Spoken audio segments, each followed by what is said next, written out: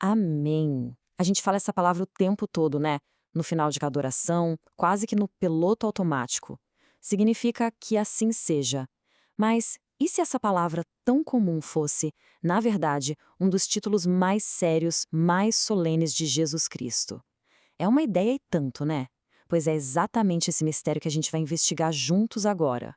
Pois é, parece estranho mesmo. Mas olha só, lá no livro do Apocalipse, não é um apelido, não é uma força de expressão. Jesus se apresenta formalmente com esse nome. É uma declaração de quem ele é. E aí a pergunta fica no ar, né? O que essa palavra tem de tão especial para ser um nome divino? Que significado profundo está escondido aí? E a pista principal para a gente começar essa investigação está aqui, olha só, nesse versículo. Quando Jesus vai falar com a igreja de Laodiceia, ele começa dizendo exatamente assim: Isto diz o Amém. Pronto. Esse é o nosso ponto de partida. É daqui que a gente vai puxar o fio para entender tudo. Então, para a gente entender de verdade o peso desse título, a gente precisa voltar um pouquinho no tempo, lá na origem da palavra. Porque pode acreditar, amém é muito mais do que só um concordo ou um assim seja. A palavra amém vem de uma raiz lá do hebraico que tem a ver com firmeza, com algo que é confiável e principalmente com o que é verdadeiro. Pensa assim, ó, é como se fosse um selo, sabe? Um selo de autenticidade que garante que aquilo ali é sólido, foi verificado e é 100% real. E o mais legal é como isso funciona na prática. A gente usa como confirmação, né? Tipo, assim seja, concordando com a oração, mas tem outro uso, como uma afirmação, uma declaração de verdade. E aqui a coisa fica sensacional. Sabe quando Jesus começava um ensinamento importante dizendo, em verdade vos digo? Pois é, no original, o que ele estava falando era amém, amém.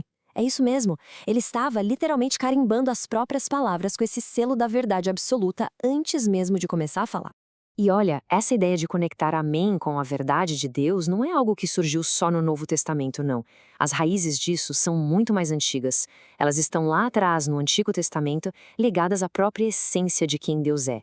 Dá uma olhada nisso aqui, que é impressionante. O profeta Isaías chama Deus de o Deus da verdade. Só que, se a gente for olhar no texto original, a expressão é literalmente o Deus do Amém. Pensa nisso. Muito antes de Jesus, Deus Pai já era conhecido como a personificação da fidelidade, da verdade que não muda, a rocha firme. Então, o ponto central é esse.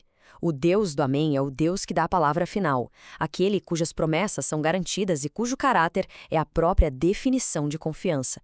Um Deus que não mente, que não falha. Ele é, em essência, a garantia suprema de tudo. Ok, então a gente já entendeu o peso da palavra amém e como ela está ligada ao próprio caráter de Deus. Agora é que o quebra-cabeça se monta. É aqui que a gente conecta todos os pontos e entende, de uma vez por todas, por que Jesus se apresenta com esse título tão poderoso.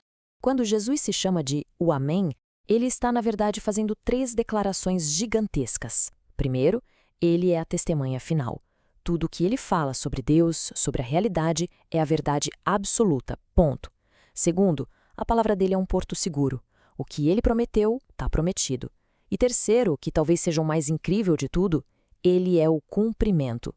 Jesus não só faz promessas, ele é a grande promessa de Deus que se tornou realidade. E tem um versículo que deixa isso claro como a luz do dia.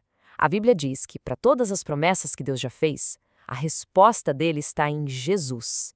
É como se, para cada promessa de perdão, de esperança, de salvação, Deus dissesse um grande sonoro sim. E esse sim tem um nome, Jesus. É por isso que, através dele, a gente pode dizer amém, confirmando sim, em Jesus, tudo o que Deus prometeu é verdade. Tá, mas e daí, na prática? Por que isso tudo importa? Por que esse título, o Amém, é tão importante para nós? Bom, é porque isso tira a conversa do campo da teologia e traz para a base da nossa confiança no dia a dia. A conclusão é essa, e ela é poderosa. Chamar Jesus de o Amém significa que a verdade não é só uma coisa que ele diz, a verdade é o que ele é. Ele é a própria fidelidade, a própria realidade, a própria certeza de Deus andando entre nós. E as consequências disso na nossa vida são gigantes. Primeiro, certeza. As promessas dele não vão falhar. Segundo, confiança. As palavras dele são o alicerce mais firme que existe. E por último, nos dá segurança na fidelidade de Deus, porque Jesus é a prova viva, a maior garantia de que Deus cumpre o que promete. E tudo isso nos leva a uma reflexão final, né? Em um mundo tão cheio de incerteza, de verdades que mudam o tempo todo, como é que o fato de Jesus ser o Amém, a verdade final, a garantia absoluta de Deus, funciona como uma âncora para nossa esperança? O que realmente muda quando a gente decide construir a vida sobre algo que é de fato eterno, firme e verdadeiro? É algo para se pensar, com certeza.